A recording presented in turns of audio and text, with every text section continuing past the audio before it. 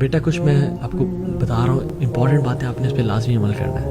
Number 1, کسی بھی ان نون بندے کے ساتھ گاڑی میں کبھی نہیں بیٹھنا, چاہے جو مرضی ہو جائے.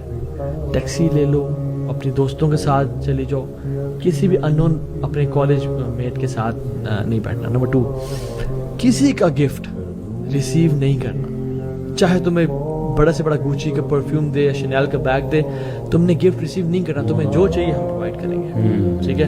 کسی لڑکے پہ ٹرسٹ اپنا رپورٹ نہیں کرنا, ٹھیک ہے. ہمیشہ اپنی اچھی نیک دوستوں کے ساتھ رہنا ہے اور مختلف. اچھا ایک اور, کسی ٹیچر یا پروفیسر چاہے جتنا مرضی بزرگ ہو یا جتنا مرضی نیک ہو, اکیلے اس کمرے میں نہیں جانا. Always take a sister with you. واللہ if a sister would know کہ ایک مرد کے ذہن میں کیا چل رہا ہے, میں مرد ہوں اور آپ سب ڈسگسٹ ہوں گی. ہم لوگ یہ وسوخ سے کہہ سکتے ہیں, ٹھیک ہے, چاہے جس طرح کا بھی مرد ہو, اس کے ذہن میں اگر آپ کو پتہ چل جائے نا کہ کیا چل رہا ہے, you would stay away from him 10 miles. Seriously. You would not come close to him. کیوں؟ کیونکہ آپ کو نہیں پتا.